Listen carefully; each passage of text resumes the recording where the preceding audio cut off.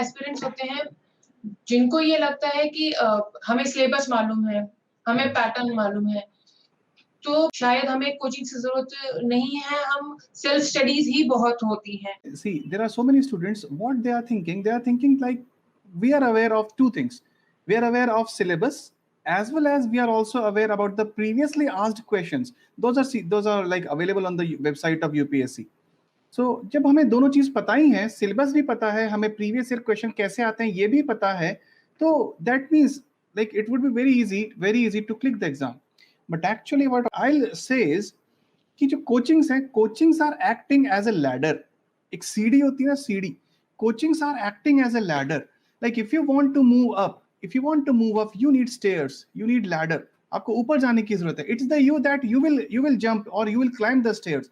लेकिन ऊपर जाने के लिए स्टेयर्स की तो जरूरत पड़ेगी ना. हम लाइक सुपरमैन या कुछ ऐसा तो है नहीं, वो तो केवल कार्टून्स में होता है ना. So we require something ladder. So coachings act as a ladder. अब ये ladder कैसे काम करते हैं? देखो, मैं एग्जाम्पल के तौर पे आपको बताना चाहूंगा कि what UPSC demands is, UPSC demands कि the candidate is having like holistic knowledge, holistic information होना चाहिए कैंडिडेट के पास में. और ये कैसे इंफॉर्मेशन आएगा, ये इंफॉर्मेशन कैसी चाहिए? चेन होना चाहिए. It should be chain of information. Like for example, everyone must have heard something about Kohinoor diamond.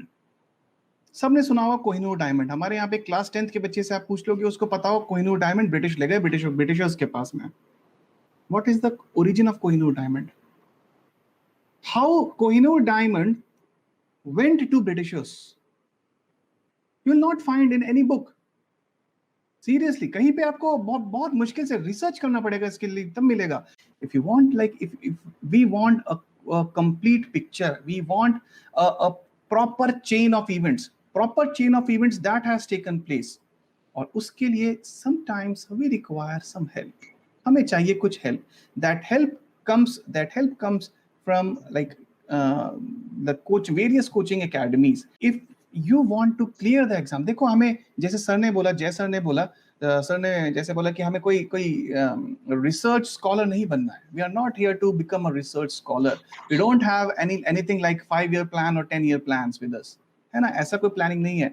This is something we want to clear as soon as possible. We want to be a part of decision making process of the country as soon as possible. है ना, for that we actually need coaching. जैसा आप बताइए कि इसमें आपके और inputs क्या है? जैसे कोच एक वर्ड सर ने यूज किया, तो मुझे ऐसा लगता है कि स्पोर्ट्स में हमने कोच बहुत सुना है, बिना कोच के हम लोग गोल्ड मेडल नहीं ला पाते. ये कोच वर्ड बहुत इम्पोर्टेंट है.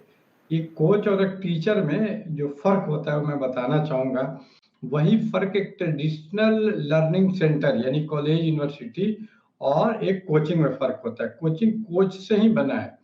तो कोच आपके ओवरऑल जरूरतों को, सपोज एक कोच है जो आर्चरी यानी तीरंदाजी सिखाता है, तो ना सिर्फ वो आपको टेक्निक सिखाएगा, वो आपको मनोवैज्ञानिक साइकोलॉजिकल रूप से भी ट्रेन करेगा कि कैसे कंसंट्रेशन बनाना है तुमको, कैसे. इसी तरह कोचिंग में न सिर्फ आपको सिलेबस बताया जाता है, कोर्स बताया जाता है, बल्कि उसको आप एग्जाम में कैसे लिखेंगे, और अगर ऑब्जेक्टिव क्वेश्चन है तो उसको कैसे टैकल करेंगे, और मेंस का एग्जाम है जिसमें सब्जेक्टिव क्वेश्चन आते हैं तो उसको कैसे टैकल करेंगे. पूरे ब्यौरे में ये कोचिंग आपको मदद करती है.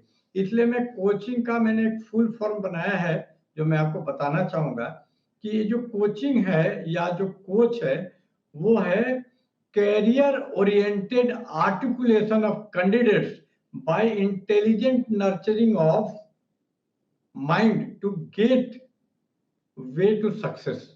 ये कोचिंग है कि कोचिंग क्या करता है, आपको कैरियर ओरिएंटेड बनाता है. जब यहाँ आते हैं तो आप कैरियर ओरिएंटेड नहीं होते. बड़े बचकाने और इन्फेंटाइल किस्म के वो लोगों की सोच होती है. जैसे ये सोच के बारे में जैसे पहले बताया कि हमको सिलेबस मालूम है और प्रीवियस ईयर क्वेश्चन है तो हम कर जाएंगे. ये ऐसा ही है जैसे कोई आदमी सोचे कि मेरे पास गूगल मैप है तो हम किसी जगह पे, हमको अगर योजना IAS कोचिंग में आना है किसी जगह से, शाहदरा से, तो हम आ जाएंगे. आप सिर्फ मैप के सहारे, सिलेबस के सहारे नहीं आ सकते. उसके लिए आपको एक कार या बस किसी सवारी की जरूरत होती है। यही सवारी, यही व्हीकल कोचिंग है जो वहां से लाती है।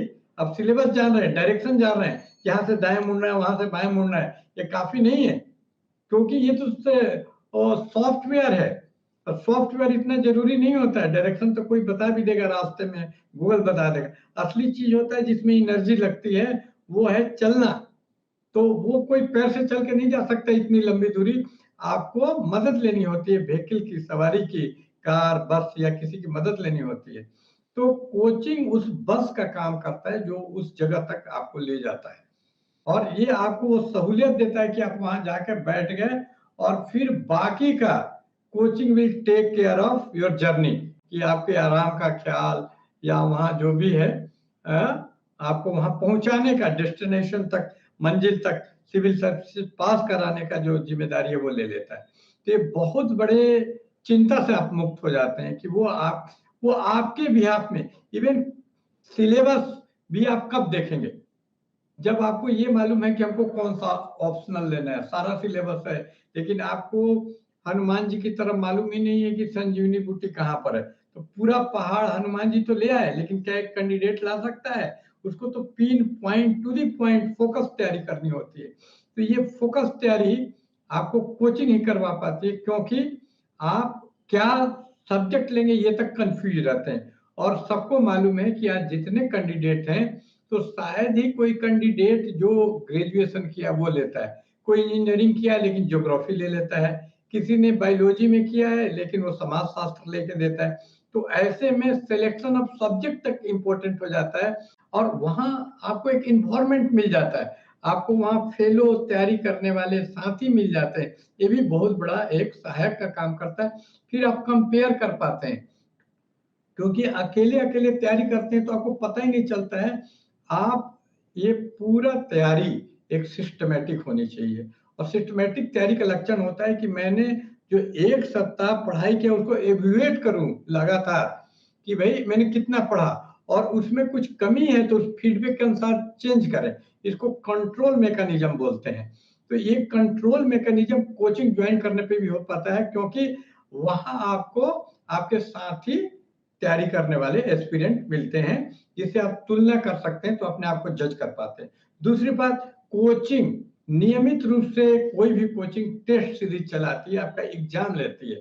किसी कोचिंग में सिर्फ पढ़ाया नहीं जाता है, आपको एवल्यूएट भी किया जाता है, और आपके क्लास में भी सवाल पूछते हैं टीचर, और प्लस रिटन एग्जाम लेते हैं, और वो एग्जाम पूरा यूपीएससी के पैटर्न के आधार पर होता है। अगर अच्छी कोचिंग है तो हूबहू वही पैटर्न आपको उपलब्ध कराती है, वही एग्जाम इन्फॉर्मेट तक उपलब्ध करा देती है, और आप एक सिमुलेटेड एग्जाम दे पाते हैं, इसी तरह मॉक इंटरव्यू दे पाते हैं। तो ये चीजें आप अकेले नहीं कर सकते हैं। जैसा कि हिंदी में भी कहावत है कि अकेला चना भाड़ नहीं फोड़ता। तो यूपीएससी तो स्टील का भाड़ है, उसको तो फोड़ने का सवाल ही नहीं पैदा होता है अकेले।